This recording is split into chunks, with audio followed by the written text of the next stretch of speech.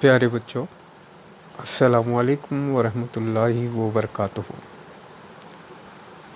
جماعت دہم کی اردو سے آج مشغلاتی پرچہ نمبر 16 شہروں میں کوئی چاند کو ماما نہیں کہتا سبق سے لے کر آپ کے سامنے حاضر ہوئے ہیں۔ امید کرتے ہیں کہ اس سے پہلے کے مشغلاتی پرچے آپ نے بخوبی بہتر انداز میں حل کیے ہوں گے۔ آئیے آج کے مشغلاتی پرچہ نمبر 16 کی طرف ہم بڑھتے ہیں اور اس میں دیے گئے سوالات پر نظر ڈالتے ہیں۔ اس کے تحت دیے جانے والے سوالات میں سب سے پہلے سمجھنا اظہار خیال کرنا کے تحت ذیل کی اندیکھی نظم پڑھیے اور سوالوں کے مناسب جواب لکھیے۔ یہاں آپ کو ایک ایسی نظم دی گئی ہے جس کو آپ نے کبھی نہیں پڑھا یا آپ کی درسی کتاب میں یہ نظم موجود نہیں ہے۔ آئیے اس نظم کو پڑھتے ہیں اور اس کے تحت دیے گئے سوالات کی طرف ہم نظر ڈالتے ہیں۔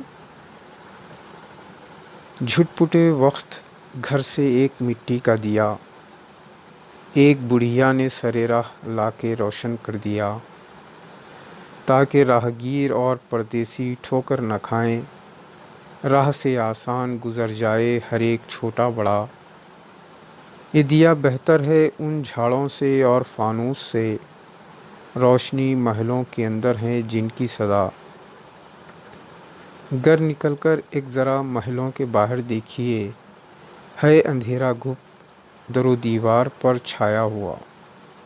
تو اس نظم کو آپ 1 سے 2 مرتبہ اچھی طرح پڑھیے اور بہتر انداز میں اس کو سمجھنے کی کوشش کیجیے۔ آئیے اس کے تحت دیے جانے والے سوالات پر ہم نظر ڈالتے ہیں۔ اس کے تحت 5 سوالات آپ کو دیے گئے ہیں، جس میں سوال الف ہے، مٹی کا چراغ کس لیے روشن کیا گیا؟ اس سوال کا جواب آپ کو اوپر دیے گئے اشعار میں مل جائے گا کہ بڑھیا نے مٹی کے چراغ کو کس لیے روشن کیا تھا۔ سوال ب ہے، جھٹ پٹے کے وقت بڑھیا نے مٹی کا دیا روشن کیوں کیا؟ صبح صادق کے وقت بڑھیا نے اپنے گھر کے اندر سے مٹی کا دیا لا کر سر راہ کیوں رکھا؟ اس کی کیا وجہ ہے؟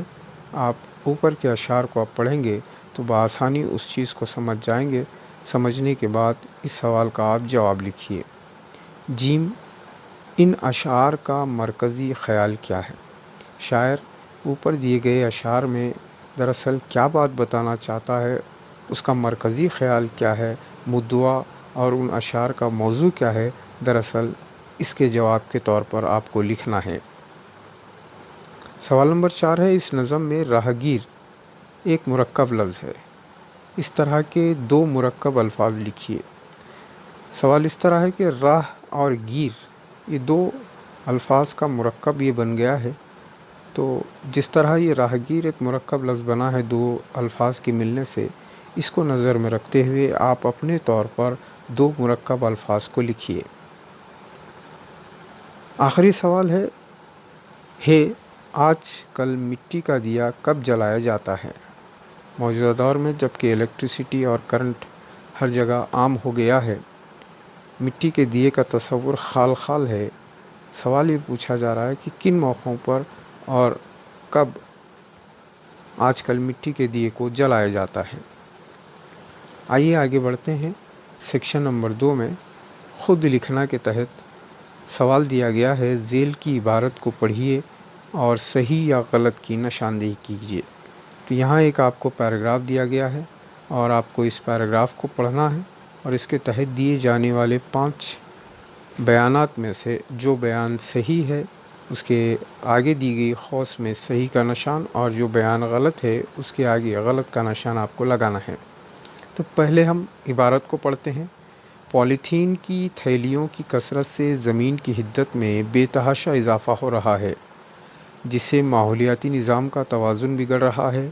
ان پولیتھین کی تھیلیوں کو زمین پر پھینکنے سے زمین کی زرخیزی ختم ہو رہی ہے اور پانی کی سطح میں کمی ہو رہی ہے، مٹی آلودہ ہو رہی ہے اور مٹی میں موجود فائدہ مند بیکٹیریا ختم ہو رہے ہیں۔ پولیتھین بیگز ہمیں آہستہ آہستہ خاموشی کے ساتھ موت کی طرف لے جا رہے ہیں۔ اس بات کا شعور ہر انسان کو ہونا چاہیے، ورنہ زمین پر جانداروں کا صحت مند رہنا مشکل ہو جائے گا۔ ان تمام باتوں کو مد نظر رکھ کر ہمارے ملک کی کئی ریاستی حکومتوں نے پالیتھین کی تھیلیوں پر پابندی عائد کر دی ہے۔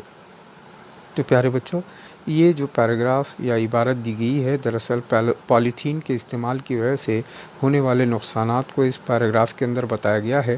اس کو آپ اچھی طرح پڑھیے، اور یہاں جو 5 بیانات آپ کو دیے گئے ہیں، پیراگراف کو نظر میں رکھتے ہوئے جس بیان کو آپ درست سمجھتے ہیں اس کے آگے آپ کو صحیح کا نشان، اور جس بیان کو آپ غلط سمجھتے ہیں اس کے آگے غلط کا نشان لگانا ہے۔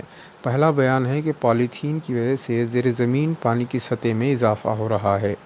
اگر صحیح ہے تو اس کے آگے صحیح کا نشان لگائیے، اگر آپ سمجھتے ہیں یہ غلط ہے تو اس کے آگے غلط کا نشان۔ لیکن اوپر کے پیراگراف کو مد نظر رکھتے ہوئے آپ کو یہ کام کرنا ہوگا۔ دوسرا ہے پالیتھین کی وجہ سے زمین کی زرخیزی میں اضافہ ہو رہا ہے۔ تیسرا ہے پالیتھین کی وجہ سے زمین کی حدت میں کمی ہو رہی ہے۔ حدت کہتے ہیں گرمی کو۔ چوتھا ہے انسان کی صحت مندی کے لیے پالیتھین کا استعمال ترک کر دینا چاہیے۔ اور آخری جملہ ہے، بیان ہے فائدہ مند بیکٹیریا کے لیے پالیتھین ضروری ہیں۔ ان 5 بیانات میں سے جو درست ہیں ان کے آگے آپ صحیح کا نشان لگائیں گے، اور جو غلط ہے اس کے آگے غلط کا نشان۔ آئیے احتسابی سوالات کی طرف بڑھتے ہیں۔ احتسابی سوالات کے تحت ذیل کے اشعار کو پڑھیے اور سوالوں کے جواب قوسین میں لکھیے۔ یہاں آپ کو ملٹیپل چوائس کے تحت سوالات دیے گئے ہیں۔ اس سے پہلے آپ کو دیے گئے 4 اشعار کو پڑھنا ہے، اور سوالات انہی 4 اشعار پر مشتمل ہیں۔ تو ہر سوال کے تحت 3 جوابات دیے گئے ہیں۔ آپ کو کرنا یہ ہے کہ سوال کے متعلق جو درست جواب ہوگا اس کے نشان کو دی گئی قوس میں لکھنا ہے۔ پہلے ہم اشعار کو پڑھتے ہیں۔ کتنی راحت فضا ہوا ہے، گویا جنت کا در کھلا ہے، خوش خوش ہر ایک آدمی ہے، ہر شے میں بلا کی دلکشی ہے، یہ صبح کا دل فریب منظر، یہ شام کا حسن روح پرور، یہ رات چاندنی کا عالم، اللہ رے بے خودی کا عالم۔ ان اشعار کو آپ 1 سے 2 مرتبہ اچھی طرح پڑھیے، کیونکہ انہی 4 اشعار پر مشتمل نیچے دیے گئے سوالات ہیں۔ پہلا سوال ہے، صبح کا منظر کیسا ہوتا ہے؟ تو اس کے جواب کے لیے آپ کو 3 آپشنز یہاں دیے گئے ہیں۔ جو درست ہوگا اس کا نشان آپ قوس میں لکھیں گے۔ اے ہے دلکش، بی دلچسپ، سی دل فریب۔ صبح کا منظر کیسا ہے، آپ کو اوپر 4 اشعار میں وہ چیز مل جائے گی، اس کا جواب ملے گا۔